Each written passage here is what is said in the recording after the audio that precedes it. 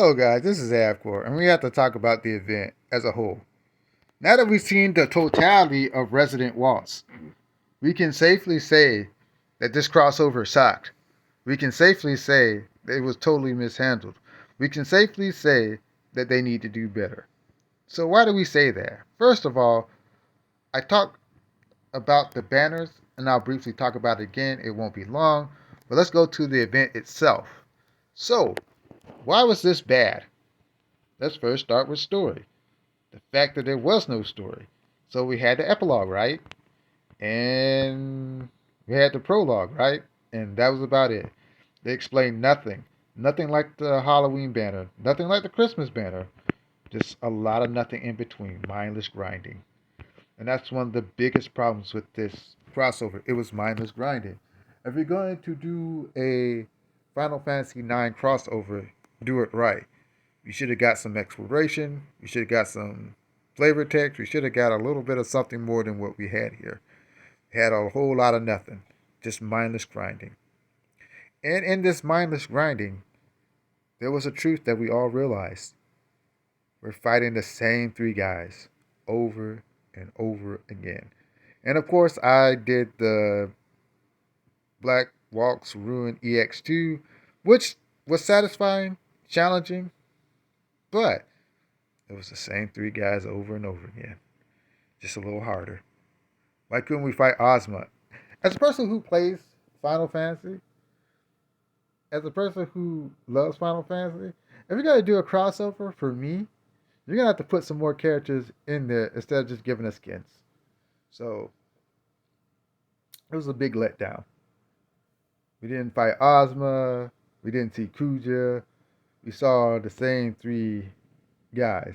And to be honest, if you play this game, you realize that the Black Wizards were just weapons. They were just tools. They weren't the big bads. They were weapons being used by the big bad. So to give them this much smoke was unnecessary. So this was totally, totally a big failure. So, anyways, there are some good points. It's not a total bash. The exchanges were good. We got good stuff here. And that made this endless grind tolerable, I guess, to some extent. All the rare stuff that we got, it helped us. Especially one thing I will say, whenever you give us material for materia, that's always a good thing. Always do that. Keep that in mind, devs. If you ever come across this little video, you need to hand us mithril ore and you need to hand us rare material for material synthesis. I don't really care about the gacha ticket. It doesn't do it for me. I'm an older player and I have more experience. I know this stuff is gold, and if you hand me more of that and less of that, I won't complain. Especially memory vouchers, I won't complain. And more weapon parts, please. But anyway, this was really good. This part was really good. So I'm not going to complain about that. I want you to do that a little more.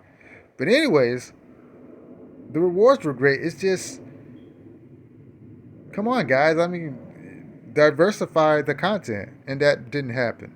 So we're going to quick overview of the banner. First of all, they split the banner. That was wrong. It should be 2-2. I won't go into depth about why the banner was bad.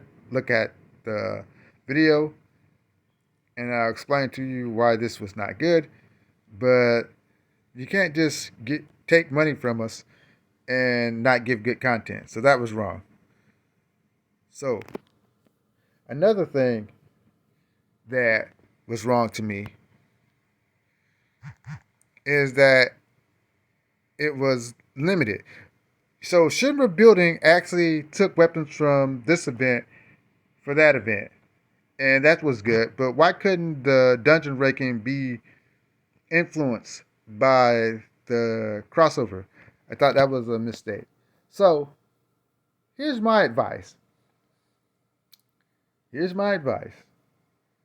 You just can't just criticize. There was potential here. First thing, have two story sections. Two story sections. Every 2 weeks, have a story for the crossover content. First story at the beginning when you drop the first banner. Second set of story when you drop the second banner. So we get 2 story pieces. So that fills in a gap. Second, once we get to this point, it's time for you to start using the dungeons.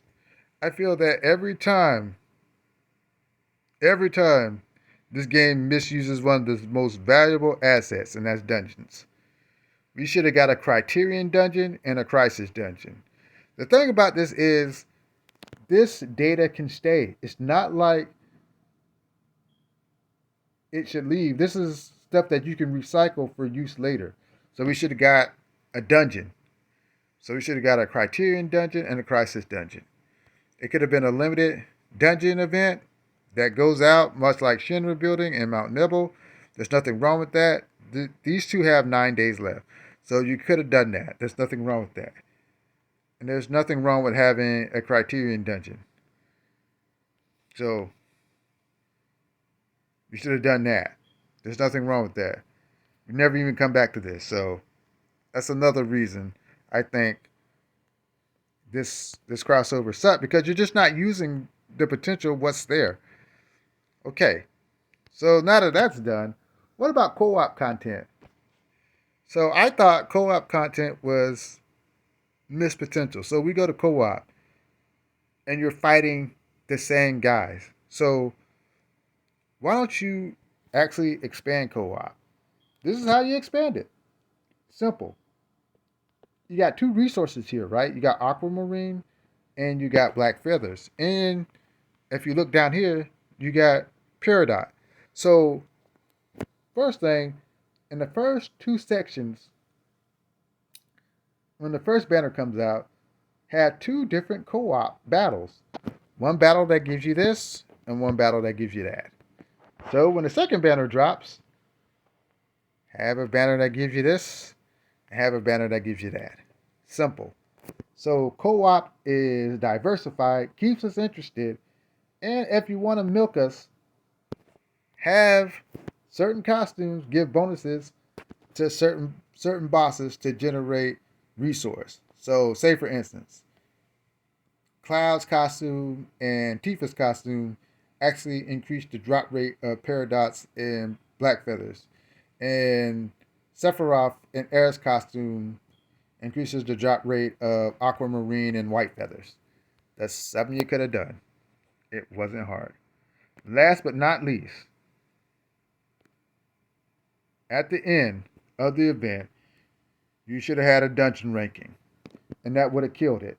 You would have had a dungeon ranking, you would have had a crisis and a criterion dungeon, you would have had co-op, and you would have had 2 story modes.